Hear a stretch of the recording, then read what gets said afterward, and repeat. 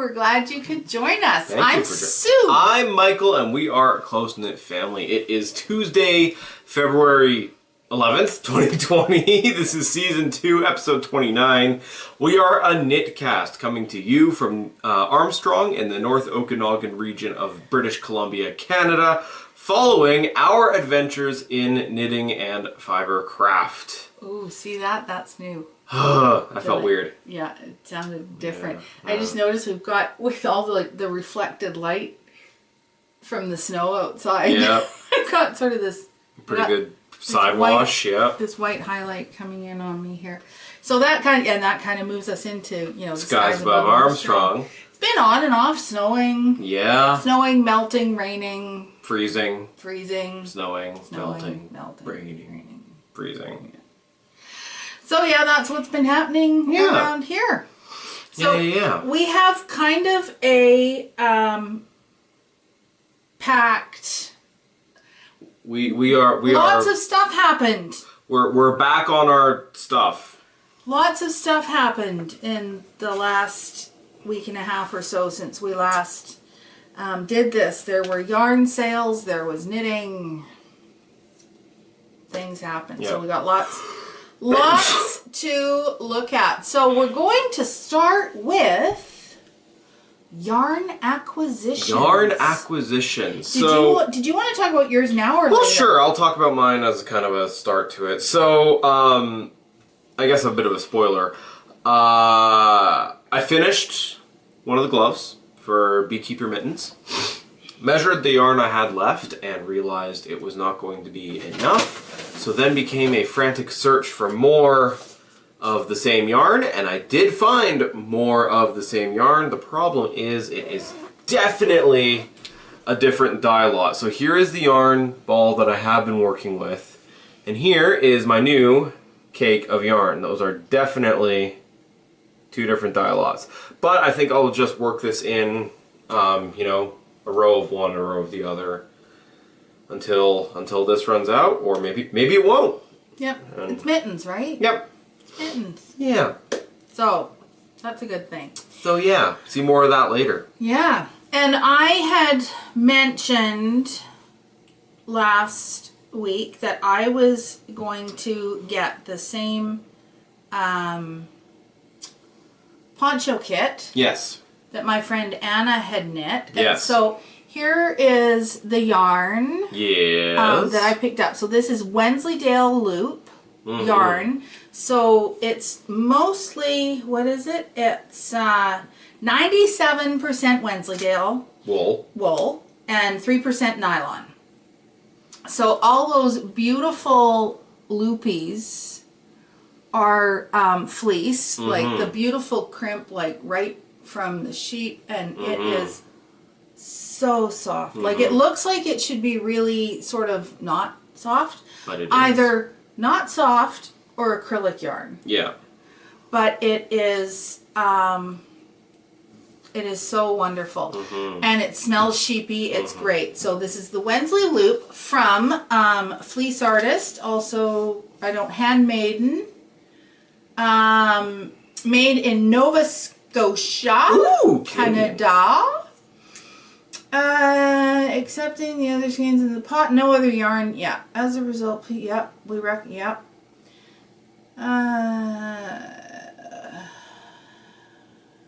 Okay. So yes, Fleece Artist, handmaiden,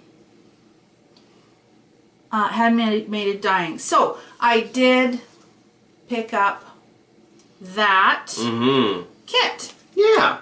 Okay, and then I thought, or I saw in the yarn store, this, oh shoot, where's the label? Oh, there it is. This lovely sequined yarn. And it's really quite cool. I'm just trying to get it out. So, like there's, you know, a little bit of distance between the sequins. Yeah. So it's not like it's all sequins. And I saw it knit into a scarf, and it's fabulous. Like it just adds a little As you go along, there's just this little sparkle now and then. A little sequin. I like it better than like the Stellina. Okay. Or that kind of thing. So this is from Ella Ray, and it's Sequinicity. Okay. From Ella Ray. And yeah, so you get 270 meters per 50 grams. It's 100% polyester, which is kind of to be expected. And I got this because I thought it would be nice just to add a little bit of sparkle to the fringe on the poncho. Oh yeah. And so we'll look a little bit at that later too. So that was some of my acquisitions. Yeah. Okay. So our local yarn shop, a Twisted Pearl, Yes. had and is currently having online and in store a yarn sale. Yes. And when they have yarn sales at Twisted Pearl, it's craziness. It is absolutely crazy. I paid around $300 for over $1,000 worth of yarn. So, I mean, we're talking crazy sales. So here I am saying I'm not buying yarn. I can't buy yarn because I want to knit the stuff I've got. That didn't really work. Yeah. All right, so let me start here. I picked up 6 skeins of this yarn from Louisa Harding. Okay. Anatola Grande. Okay. So a chunky weight self-striping blend of wool and silk. Ooh. And this color is Agarwood. Number 543. Yeah. It's 80% wool, 20% silk. Ooh. So it's really lovely. It's nice. And I am hoping, suggested knitted gauge is 12 to 15 stitches on between a 5.5 or an 8 mil needle.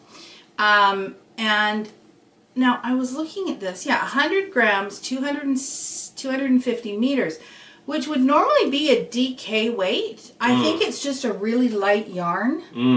Because it is definitely more, they call it chunky. I would call it like a worsted. Right. So we'll see how it knits up. But like, ridiculous price for this. And I have a poncho that's my go-to poncho every winter. I call it my winter coat. Okay. And I really want to get another one or make another one. Ooh. So I'm going to be using this for that. But I think what I'm going to do is I'm going to alternate, like, because it's a self-striping yarn and I can't stand, unless I want something specifically to stripe. Yep. I'm not big on the whole self-striping thing. Okay. So I think I'm probably going to alternate skeins from different places within the yarn, and hopefully that'll break up some of the striping. I don't know. We'll see. It'll be a bit of an experiment. So, yeah. So I got 6 skeins of that, and it's wonderful. Did you get to touch it? Yep. Okay. You just gotta touch it. You just gotta touch it. It's all about touching things. Okay. This was crazy talk. So I have, well, what have I got here? 2, 4, 6, 8, 9 skeins of Shibui birch. Wow. I got these for $5 a skein. If anyone's ever looked at the price of Shibui, you know that that's a ridiculous price. 100% extra fine merino. It's the color is tar. Mm-hmm. They call this a sport weight, but no. It's, I mean, there's 239 meters to 50 grams. That's a lot closer to, like, almost a lace weight. My intention with this was to knit a Love Notes. So I also had some Shibui mohair. Okay. Can't remember what it keeps leaving me. But someone had already purchased it online. Yeah. So I had it in my bag. I'm like, I can't sell this to you. Somebody's already purchased it. So that was sad. So anyway, this is just really beautiful yarn. And we're going to, over the next couple of episodes, we're going to do like we have done in the past and look into sort of like Shibui. Who are they? Where do they come from? What do they do? That kind of thing. So, and all of these, like the Louisa Harding. Oh, yeah. Everything. But there's a lot. There's a lot going on today. So, we'll save that for future. So, that was my Shibui. So, a sweater's quantity in Shibui. Then I picked up some Juniper Moonshine. We know how much I love my Juniper Moon. Yes, indeed. Got a couple of different colors. It looks I got, you're right, good point. Let's bring them all out. So, I think I'm going to knit, or sort of, in my case, it would be loosely follow. The Joji Locatelli pattern for her super simple summer sweater. Okay. And I don't know why she calls it that, because it's a long sleeve sweater, and anyway, and it's knit in a worsted weight. Anyway, so Moonshine is baby alpaca, wool, and silk. Oh my gosh. And I'm going to be knitting this up. Oh my gosh. In a striped sweater.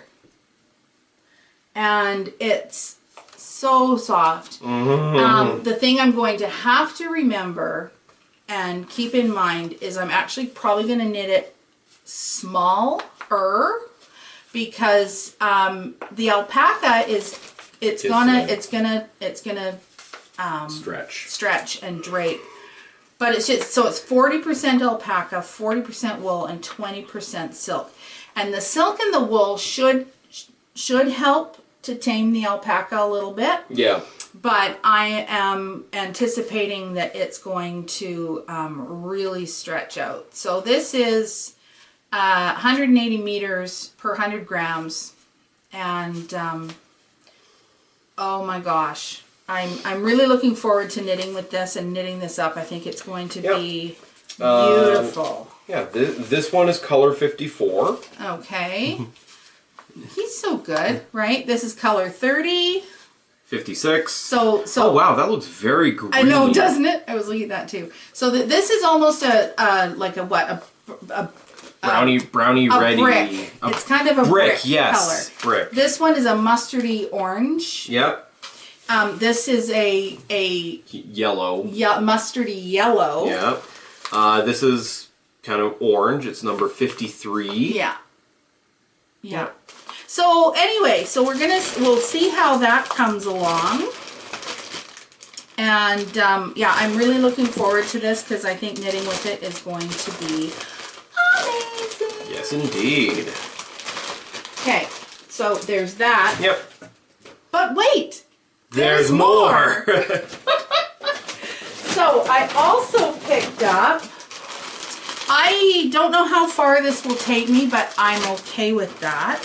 I don't know that this is going to be even close to a sweater's quantity, but this is a silky wool. Oh.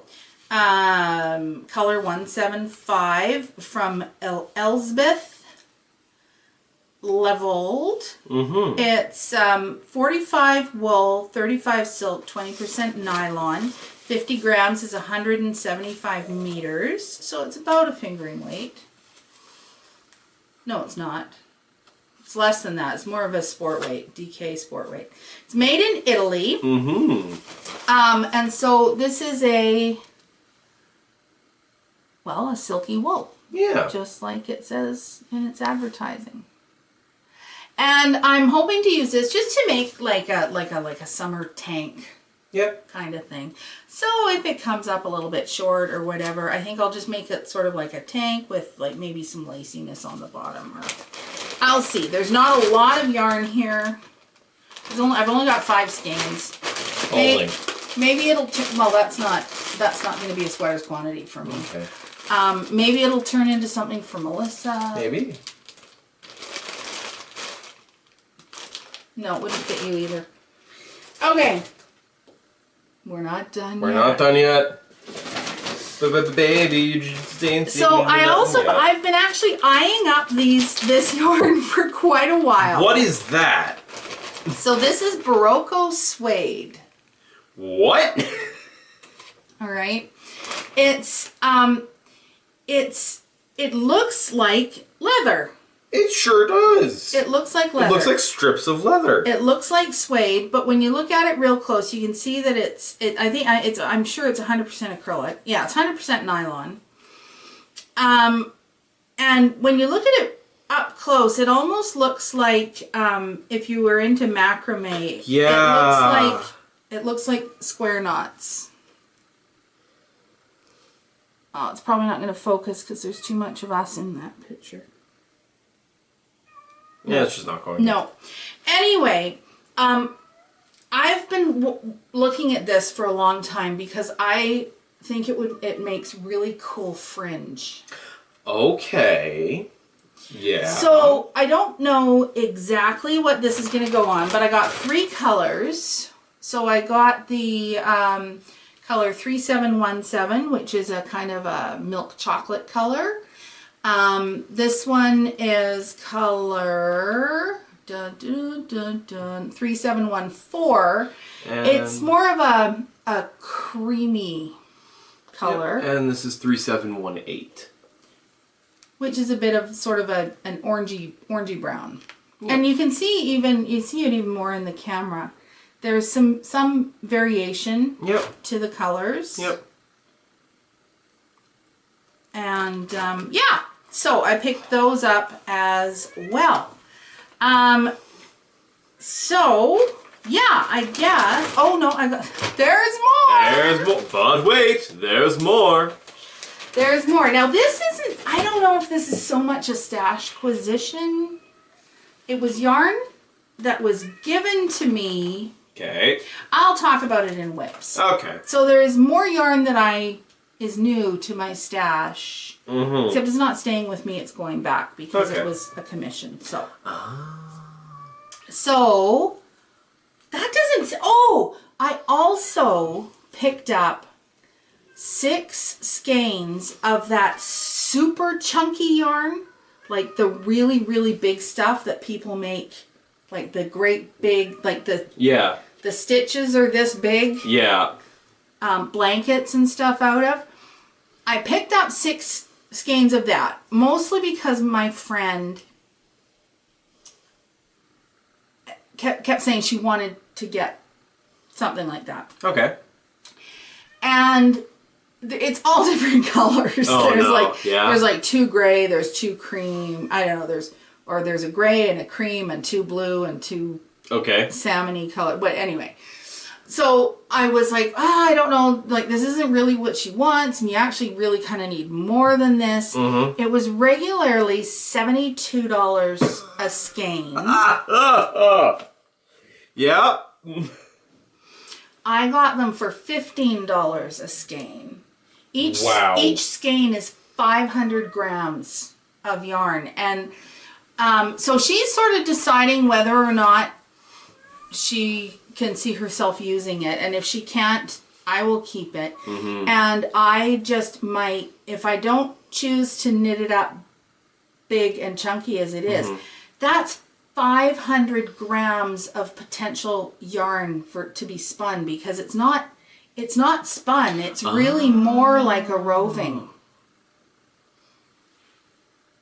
So anyway, do that great big arm knitting. Yeah, so that would have been like $400. Yeah, more than $400 for that yarn, and I got it for $90. And there's at least a number of sweater quantities of yarn in there. Yep. If one were to pull it apart and spin it. To spin it. Yeah. But you know, anyway. Who do we know with the spinning wheel? So that was... I know lots of people with spinning wheels. Oh, I know you know lots of people. So that was the Twisted Pearl Yarn Studio. Had a wicked yarn sale. And it's still going... Okay, well... It's still going? It's still going on, and it's online. And I mean, you know, it's been very picked over at this point. Okay. but it is still ongoing. Yeah, so funny story. I didn't end up picking up this Malabrigo. Oh, I never said this is Malabrigo Playa. No, Malabrigo Rios in the Playa colorway. Yeah. I stopped by the Twisted Pearl to see if they had some. They didn't. Yeah. As it so happened. But while I was in there, and just as I was walking out, one of the ladies was like, "Oh, hey, you should let your mom know that we're having a great big sale starting tomorrow." And I got to go in the day before the sale. Mm-hmm. Oh my God. And still, because they were doing it online, like I say, I was still scooped for stuff that I wanted to get. Yeah. So, anyway... so, Yarnquisition. We quisitioned stuff. Yeah. Yeah. So now we're going to do bows. So because this one is sort of, we've already kind of talked about it. Have I talked about this as a hoe? I don't think so. No. Well, do you want to talk about that as a hoe? It's not quite a hoe. I have one more thing I need to do, but I can talk about this. Okay. Because it was my first attempt at a Kitchener stitch. So yeah, this is one Beekeeper Mitten by Mindy Dykman. Almost. As you can see, I still have all the ends I need to sew in, and this little flap, needs to be sewn in so that it's kind of like that. So they're a convertible. And that's Jude, for those of you, if you can hear it. So yeah, it's a mitten again. This is all sewed up, and then you can do that. And yeah, first attempt at a Kitchener stitch right on the end there. Yeah. I think I did okay. You did very well. Yeah. You did very, very well. Let's see. So yeah, this is but yeah, cables eat yarn. And so, because I don't know if you had checked how much yarn you need. Well, I didn't. I just got started because I was like, heck yeah, I like this pattern. I have great yarn for it. Let's get started. And then I forgot to check that. Yeah. Yeah. But yeah, no, it's nice. Mm-hmm. It's nice. And then is this the one we changed the needle size you were using? Yes. So that could have affected it too. Yeah. We went. What a nice comfy mitt. Went down a needle size on it, and I need to figure out what happened on the end of the thumb there. But. Well, yeah, and you could have probably stopped your thumb about there. Yeah. But that's okay. I was going by the pattern. Your hand's a bit bigger, so nice. Yeah. No, that's a super nice mitt. It's a hoe. I like it. I still love this part. Yeah.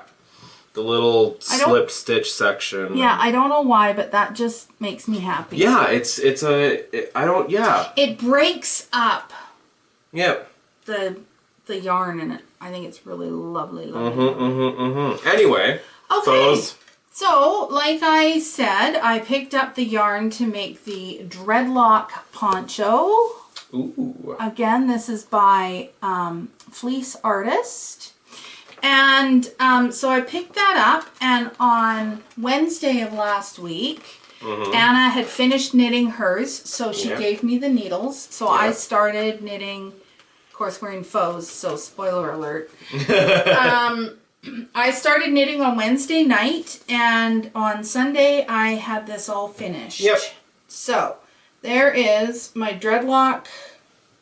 What I'll do, I'll get Mike to take a picture of me outside in the beautiful snow. Okay. Because it is really, let go.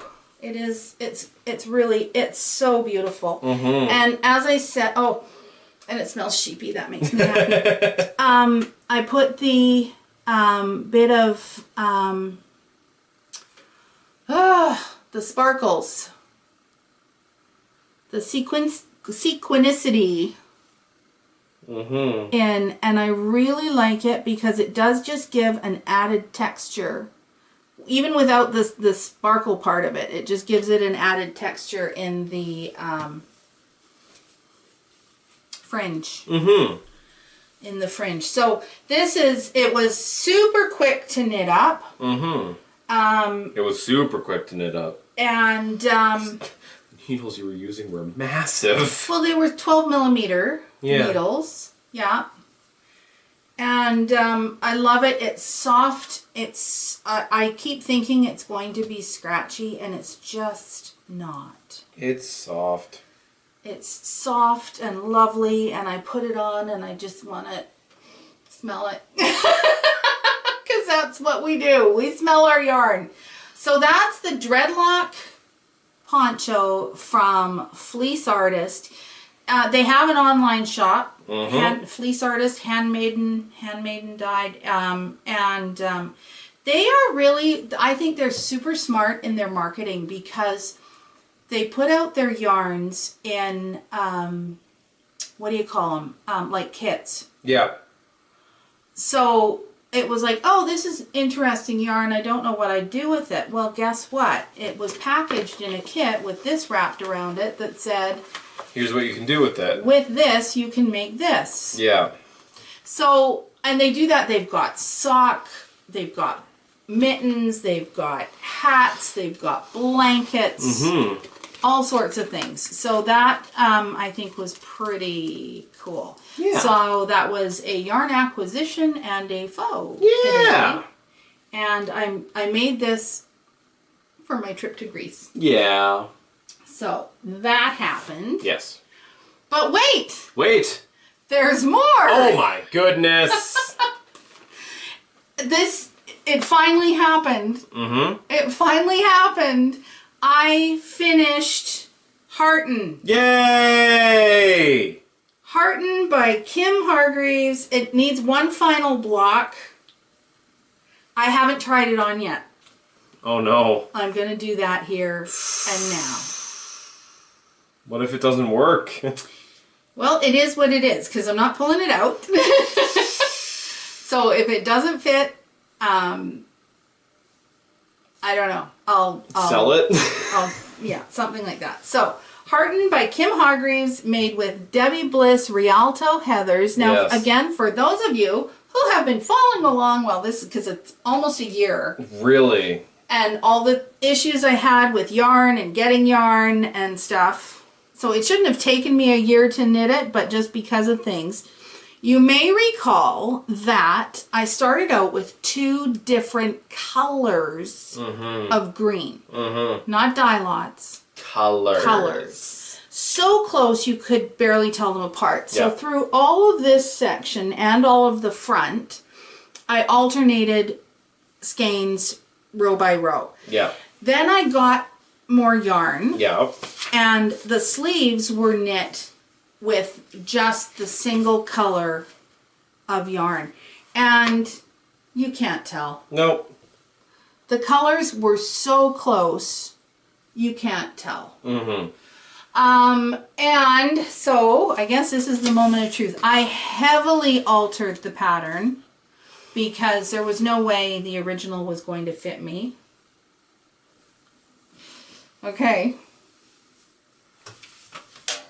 I wanted the sleeves to be a little bit on the shorter side, and they're perfect. And it does need a final block, but it's fitting. It's fitting. It's good. It's a nice little jacket. Yeah. I mattress stitched it up. And yeah, this is because I wanted to be able to do this with the sleeves. Oh my gosh, you guys, it worked! My knitting numbers worked. Yes! And it's fitting. I'm so happy with this. It's very warm. I'll never ever get to wear it. Because... So So yeah, Debbie Bliss Rialto Heathers. It's too bad it's a discontinued yarn. If you can find it, it's so lovely to knit with. It's a perfect yarn for cabling projects, that kind of thing. And so what did I do to this? I added a couple of extra cables to make it bigger. So I added this cable on the outside edge here is an extra cable. So there's it mat on the other side here. And then for the moss stitch section, I added extra. I knit the sleeves to pattern. And I'm really happy I did that because they're not super baggy. Yes. I love it. I love it. I am so happy with this. I'm glad. And I love the color. I just love everything about this. Been working on that for a very long time. There we go. It's done. And I actually put away my pattern book, my Calm by Kim Hargreaves. I've knit at least 3 patterns out of it. Yes. There's more that I want to knit out of it, but we're putting it on the shelf for now because I've got other stuff I want to work on. So there you go. You saw it here first. There you go. It's all finished. Yay! Okay. That was faux. That's all? That's all! That was... Yeah, because all those notes were about... Yeah, okay. Yeah, that was faux. 2 faux this week. Woohoo! We won't be... I don't know that we'll... Well, maybe these will... Anyway, I'm not sure we'll be seeing faux from me anyway for a while. You've got your faux will be coming I'll up. probably have another faux up in the week. Okay, so whips. Whips! Well, we already talked about them, didn't we? Well, a little bit. I didn't actually show... All right, the one I'm you talked them working as a on. hoe. Yeah, I talked Okay, about... they've been in everything. They've been in acquisitions, faux, hose, and now whips. So yeah, left hand, getting started. Mom, I was about here. I was at here when I picked up this other ball of yarn, and as I walked in and said, "Mom, I found more yarn."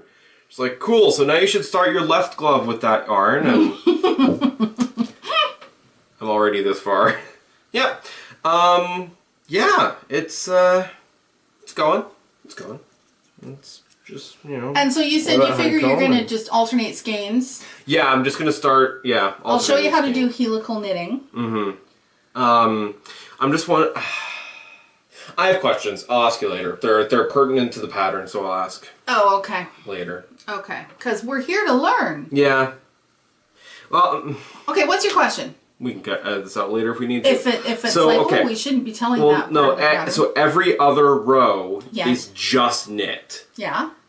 So by that, if I'd always be working the details in one yarn and then a knit in the other. Yeah. Would that be? Is that? I don't know. Only one way to find out. Yeah. Okay. Yeah.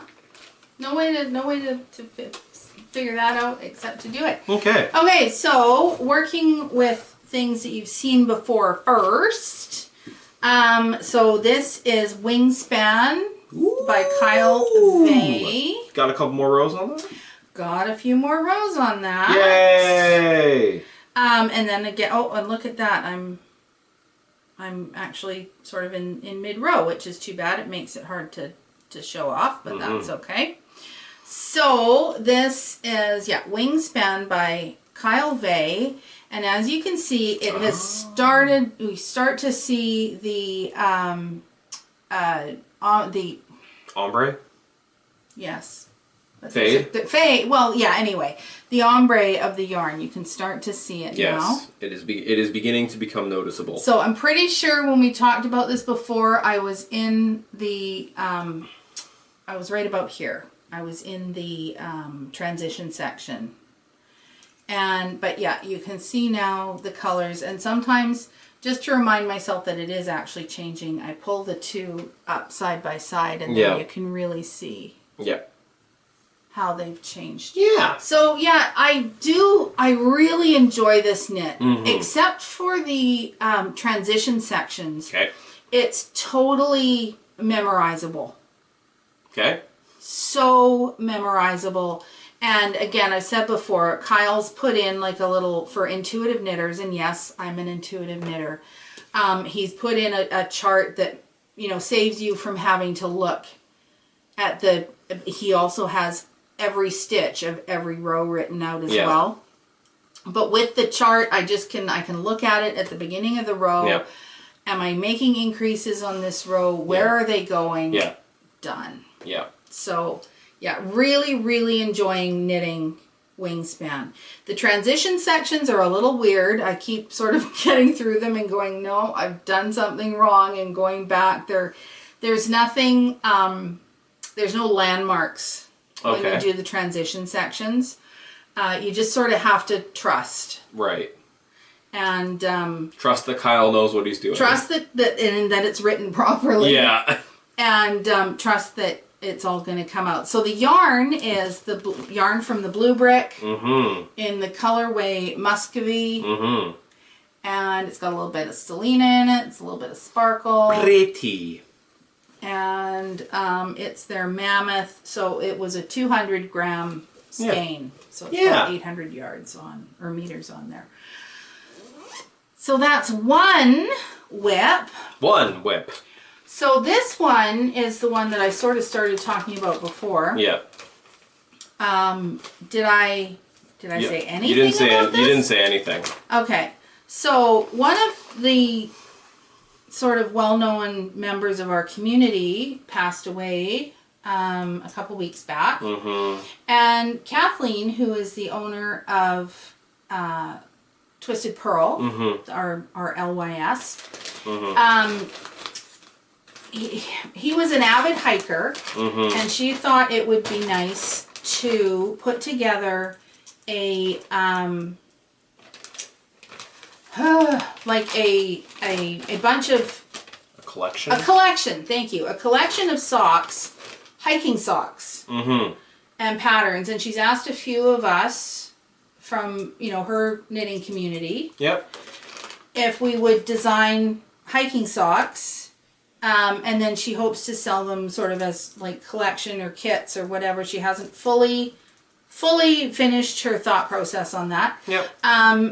To raise funds for the local hiking trails. Yes, that'd be nice. So, she asked me to design a sock, and so the yarn that we're making this out of is Custom Woolen Mills, which is a spinner, a mill, a yarn mill in Alberta. And she gave me 2 yarns. I don't think this was intentional, but they were 2 different weights. So I'm actually holding this one double. And so she gave me these 2 yarns from Custom Woolen Mills. And said, you know, have at her, see what you come up with. And as we were standing and talking about what they were looking at, the idea came up to also incorporate some mohair. For both warmth and softness. In the hiking socks. And you know what? It also is going to add strength. So even just having that one more strand in there. And so this is what I'm working with. I'm holding these 2 together. And this is, I'm holding double. Essentially, we're working with like a worsted weight yarn for these. So far, what I've come up with is stripes. I'm using, surprise, because Mom told me to. Because that's how I knit socks. So I've got a toe up sock going on. And I used the yarn that I'm holding double with the mohair for the toe, because it will be a little bit stronger with that. And then I'm following helical knitting. So the mohair is being used throughout the sock, but not on every single row.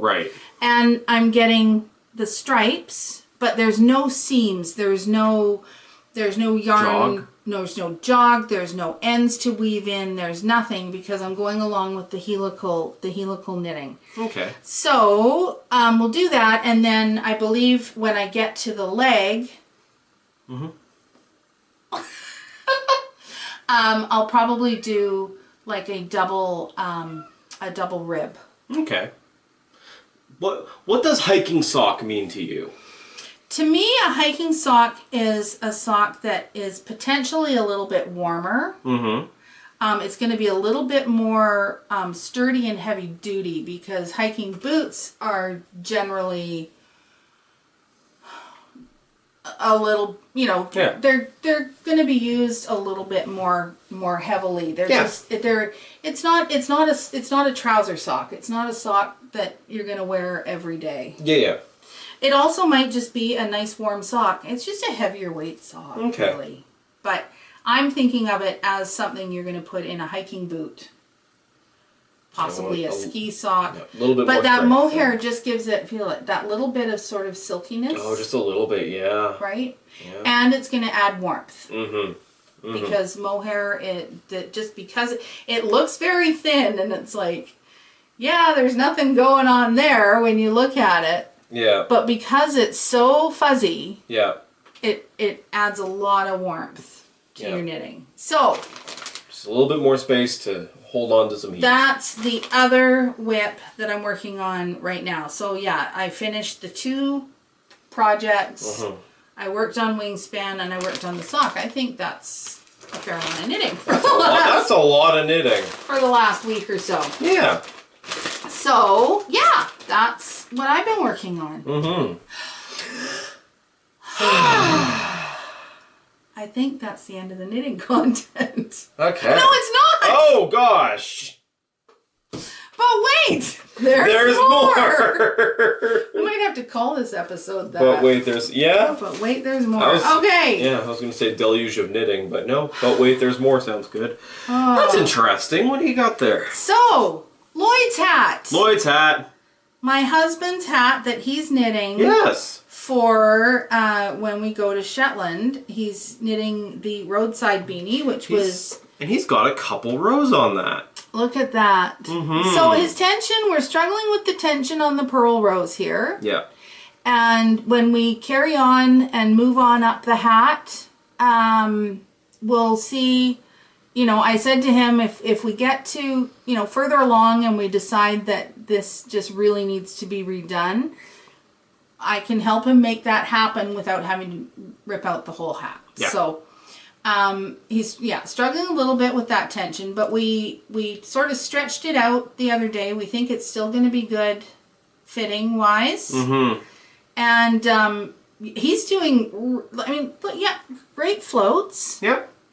Yeah. They started out a little bit tight, but he's loosened up his floats. Yep. And I'm super proud of him. Me too. So, he started out trying to get like 1 row done in like 2 or 3 hours. Yep. And now, he sat down and he plugged away and 4 rows were done just like that the other day. And I think now that it's sort of starting to look like something, I love that. That's great. That's a super look. Anyway, now that it's starting to look like something, I think he's getting a little bit more inspired by it too. Yes, absolutely. So there we go. That's Lloyd's knitting. Yeah, that's definitely a problem with knitting is, when it's just like, a little bit of thread around some needles. It's just kind of like... Especially when you're starting and you don't have that vision to see that it's going to be something more and something. Because even honestly, the poncho... Yeah.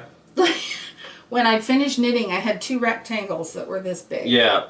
And it was like, really? Yeah, no. But then once... Now you sew them together. Sew them together, do the fringe, put them, stretch them out, block them out. And that harden once it's blocked. Mm-hmm. So like I said, I'll try and get Mike to take a picture of me outside with that poncho on so you can really see what it looks like. Yeah. Anyway, so, Mike! Hello! What do you bring to the table? Well, first I just wanted to talk about one of my other... creative hobbies, because you can talk about your weaving sometimes. I mentioned last week that I was getting into sewing too. And sewing. I mentioned last week I was finally getting into Warhammer and model making, and I showed you, one of the, it's called a sprue, the piece that you need to cut out all the things. I told you that was going to become a mech, and well, a piece just fell off. But there's what that became.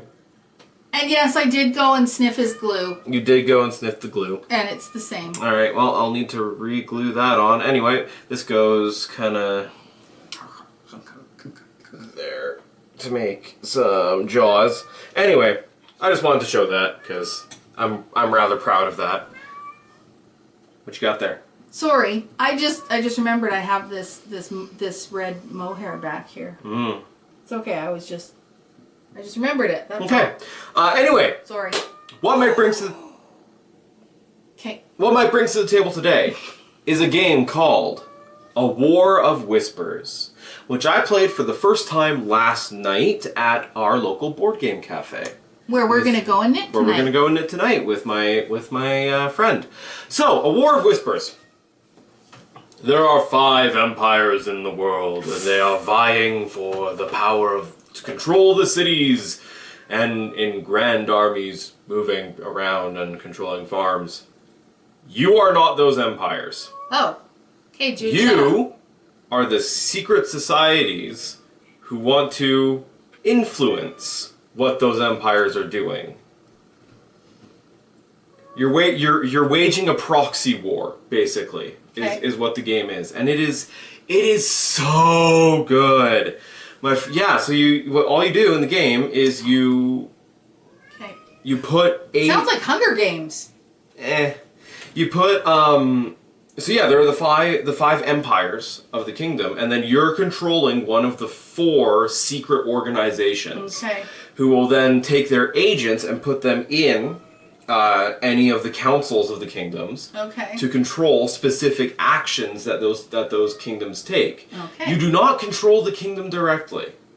You're not playing the blue kingdom. You are playing the 2 agents in the kingdom who can choose where the armies are going and who they are attacking.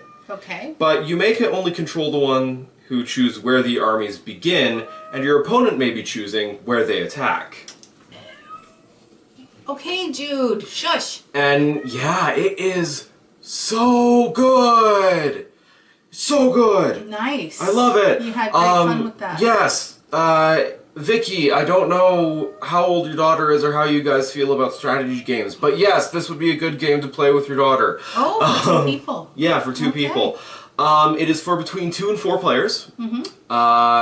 The community over at Board Game Geek has determined it is best with 4 players, but I had a great time playing it with 2. Okay. Takes about an hour to play, and yeah, me and Ethan, even just learning how to play the game, which normally takes longer, took us about an hour to play it. Nice. And recommended for ages 14 plus. And the community at Board Game Geek says, yeah, but you could handle this if you're 12. And 12 and up. So yeah. Cool. Yeah. All War right. of Whispers. A War of Whispers. Mm-hmm. Awesome. All right. Cool. Well, thanks for that. Yeah. That has landed on my wish list and shot to the top. So cool. Yeah. Do you have a but wait, there's more? But wait, there's more. No, it's just sort of been the but wait, there's more. Mm-hmm. I think that's about it. I think that's about I think there is no more now. Yeah. All right. Thank you for staying with us to the end. Mm-hmm. Thank you for joining us. There was a lot there. There was a lot there. Yeah. Thank you for joining us. Please remember to like, comment, and subscribe. Come on. Here on YouTube. You can comment. Mm-hmm. Just tell us what you're knitting. Something nice, hopefully. Yeah, tell us about what you're knitting, what you think about We all like of this. talking to you. We do. Follow us on Instagram, Close Knit Family Knitcast. Join us on Ravelry. All the information for that will be on the end card and in the description. We haven't really done anything on Ravelry for a very long time. No, we should do that more. It's probably time for a random giveaway. Probably time for a random giveaway. Oh. And as always, keep your knitting close and your family closer. Bye.